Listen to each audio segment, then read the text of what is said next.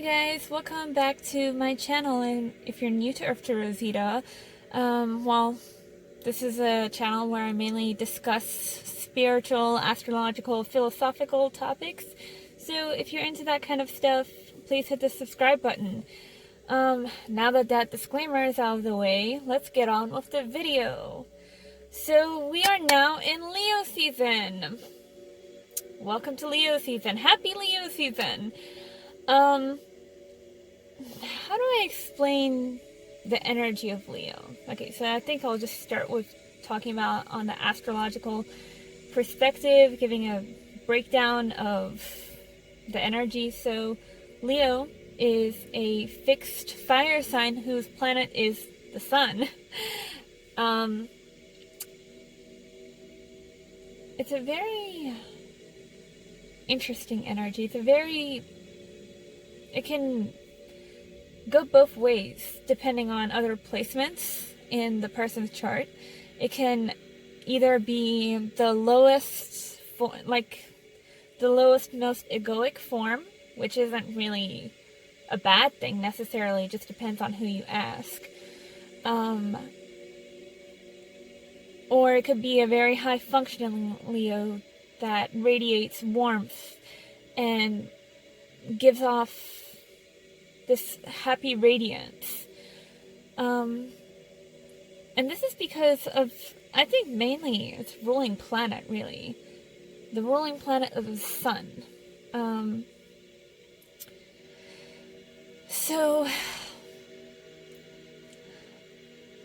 when we think of the sun, we think of happiness, right? We think of sunshine, we think of summer. Summer is such a happy season.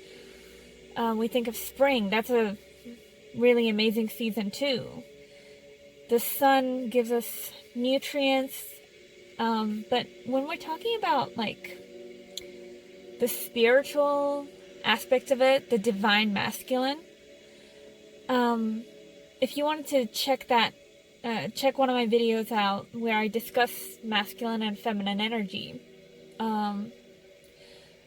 I'll link it somewhere up here, but so when I think of the divine masculine, I think of the highest symbol of the father, you know? The father is the protector of the family. The father loves his children unconditionally, just like the divine masculine moon. The divine feminine moon. It is the warrior, essentially. And honestly, like, think 333 again. It's 3:33 in Australia right now. In Sydney right now. But, yeah, so when the divine masculine comes into form of a human being, it can go two ways generally. It can either go to, you know, the high functioning, the protector, the one who radiates a light, or it can be the lowest version of a human being. So it can be very egocentric. It can be very toxic, just like the wounded masculine. So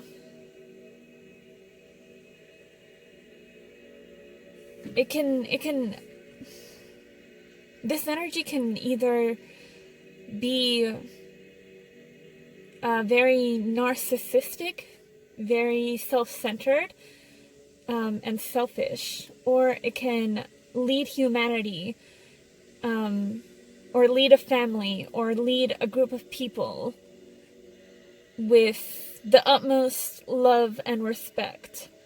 And I feel that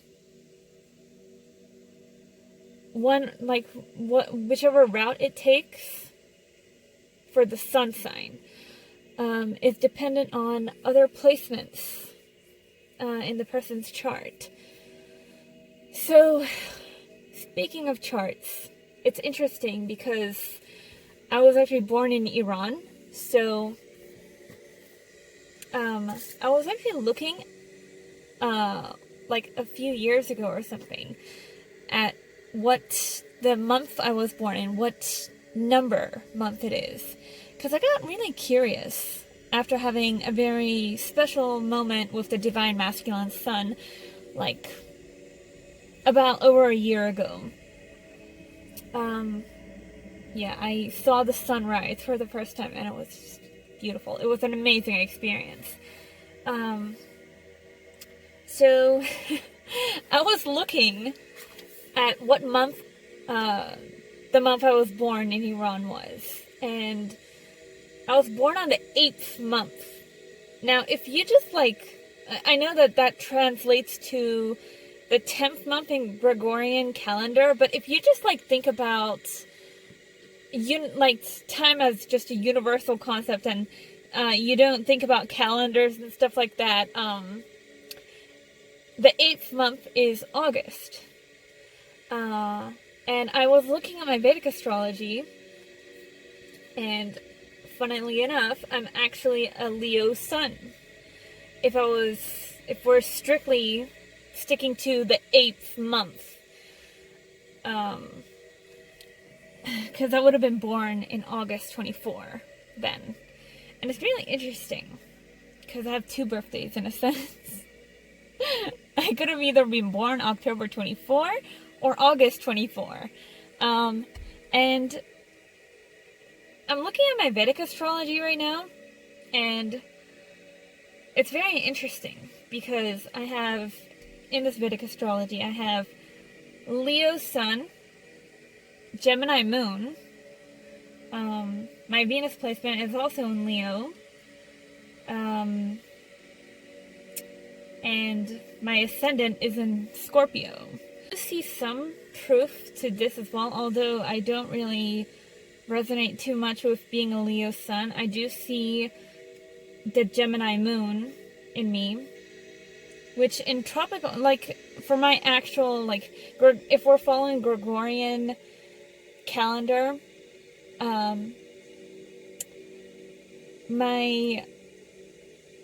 in Vedic astrology, my Mars placement is in Gemini instead of Cancer. So, I don't know, it just feels weird, because I've always had Geminis tied to me in a lot of ways.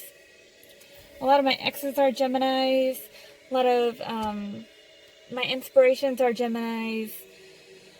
What am I saying? A lot of my exes. I don't have exes, technically. I have, flings, and they've always been heavy Gemini people.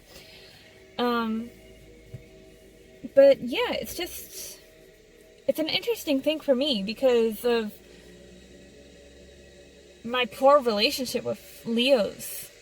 I've never really had a very good experience with Leos, either personally or I've never, I've heard a lot of bad things with Leo-dominated people,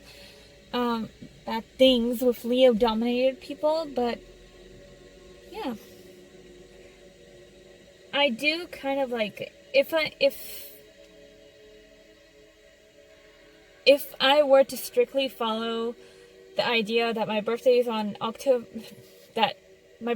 August 24, I definitely resonate more with, my Vedic astrology, because I don't see myself as a Virgo sun at all.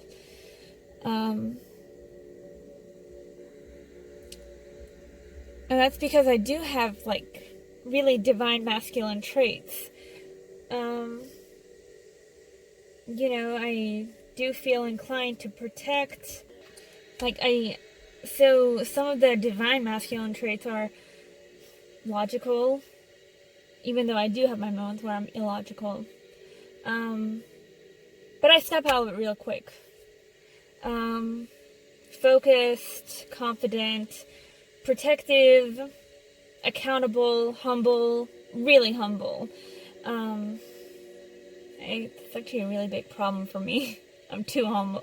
I'm almost too humble. I hate taking compliments. I hate, someone saying, like, you did this nice thing for me. I don't know. I can't take a thank you for making me dinner very well.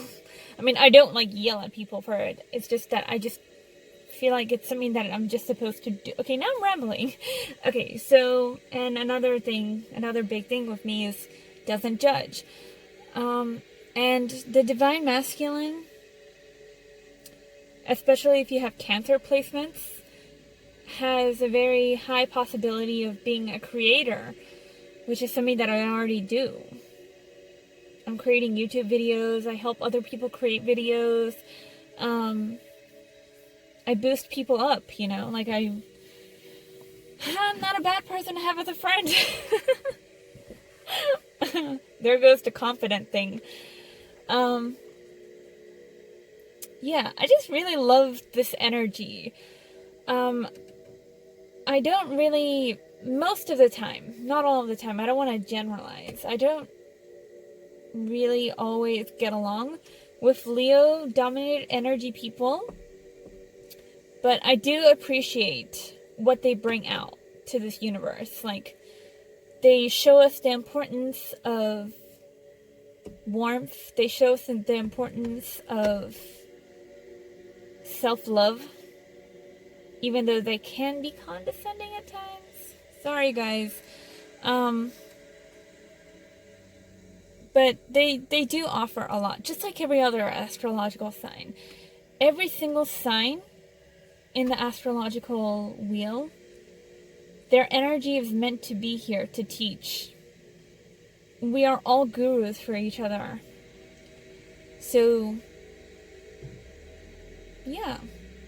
Happy Leo season. I'm sorry that I was so freaking passive-aggressive in this. I've just had a very kind of bitter experience with somebody that has strong Leo energy.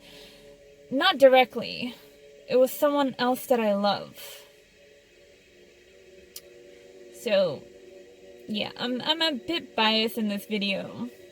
I'm a bit biased toward this energy. But yeah. I guess the trauma that the Leo heavy energy person put my loved one through, I'm holding a grudge and I can't forgive them. So, but yes, I do appreciate the concept, the idea of Leo energy.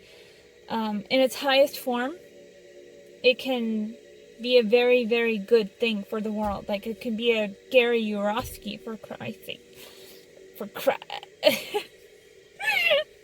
Or one of my other favorite YouTubers has, what is wrong with me today? I can't speak. One of my other favorite YouTubers has really strong Leo energy as well, and he's amazing. I just accidentally honked. Yeah, Free Your Mind, go check him out. He actually made a really good video yesterday, or the day before. God, time is so weird. I can't even remember, what date. I don't even know what date we're in right now. I just know it's Leo season because somebody said it on Twitter. Oh my god. Okay. Alright, so hit the subscribe button if you enjoyed this video. Give it a like. And, yeah, have a lovely day or night. Bye, guys.